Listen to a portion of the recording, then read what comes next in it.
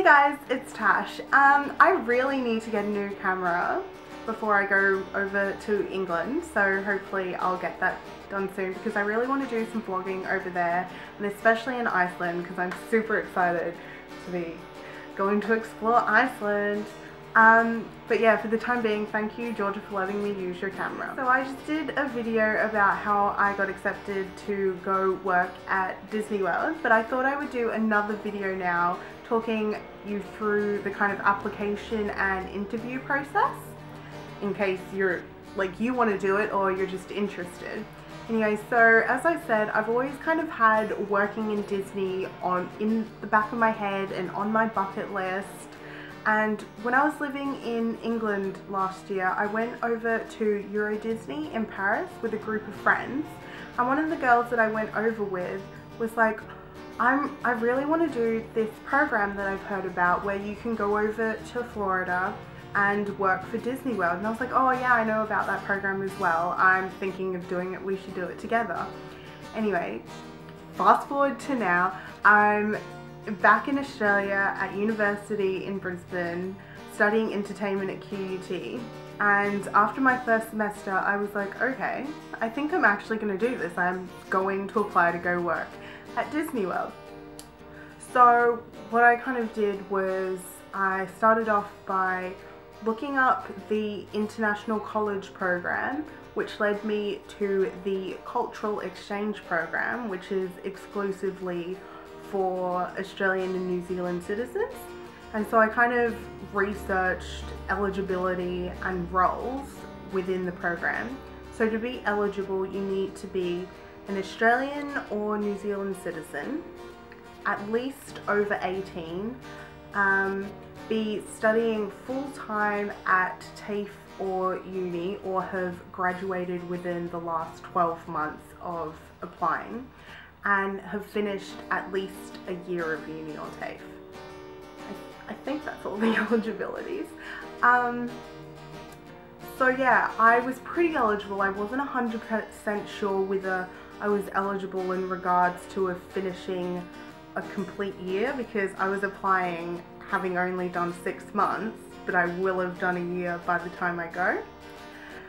So anyway, I then looked at the character roles, and the roles that they had to offer were character performer, character attendant, operations, merchandise, costuming, custodial, quick service food and beverage, full service food and beverage, lifeguarding, recreation, vacation planning, front desk, concierge, and I think that's all. I'm sorry if I've missed a couple. So yeah, after seeing that I was like, okay, this looks like something I want to do. So I just went and applied as soon as I could. And I found the application process pretty simple. It was just like applying for any other job. They asked you for your personal details, your contact, like your emergency contact details, your job history, your education history, a CV or resume, and then a kind of cover letter saying why you wanted to work for the company and what you thought you could give back and what they could give to you. And so I applied in May, and I didn't hear anything back from them apart from the thank you for applying email until the middle of August. So I was kind of freaking out for a few months. I was like, oh my god, do they want me? Are they just never going to reply? But anyway, I got an email in August saying, congratulations, we've processed you to the next stage, we'd like you to come in for an interview. And I was ecstatic. I was like, oh my god, I've got an interview, this is so exciting. Anyway, so I had to choose like a day to do an interview, and there was locations all across Australia, like in Sydney, Melbourne, Perth and Brisbane, at all different universities. But thankfully my university, QUT, was one of the unis that had interviews, so I didn't have to kind of rack up excess travel expenses like I know some people did. And then, so after I chose my location and date for my interview, I got an email asking me to put the roles that I was interested in a preference order so that we kind of had something to talk about in the interview. So my top two preferences were character performer and character attendant. And then after that, I put operations, merchandise, front desk and concierge, I believe. But I was really set on doing something in characters. I was like, oh my god, yeah, the guest interaction will be amazing. I only want to be a character performer or attendant. Like, if I don't just want to go over to Florida for nothing, I want to be a character performer. And then, so after I put my preferences in, I got another email asking me to upload some documentation for Disney so that they could look over it and make sure that everything was okay. So I had to put up proof of student status, my personal details again, emergency contacts again, and my passport. And because I'm an American citizen as well as an Australian citizen, I had to put up both my American passport and my Australian passport. And I know that people that just have an Australian or New Zealand passport had to also plan a date for their visa appointment, but I didn't have to do that, so I'm not really I won't be talking about visas because I don't have to go through that, thankfully.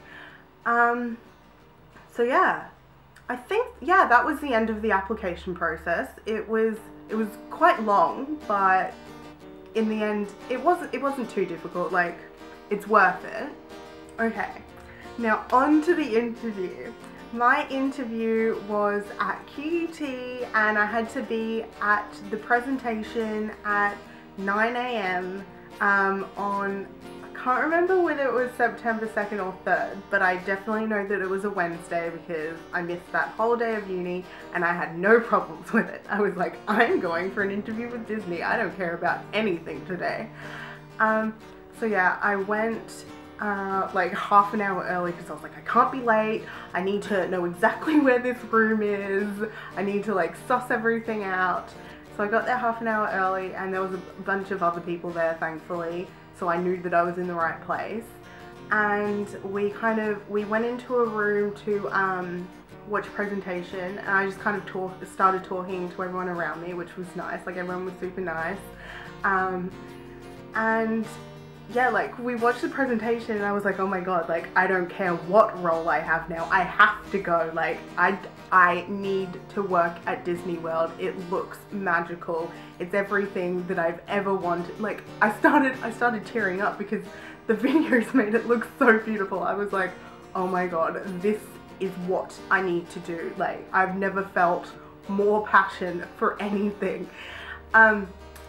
So yeah, the presentation happened. They just started telling us about the different roles, what we'd be doing, kind of like where we'd be living, the courses that you can do while you're over there, and then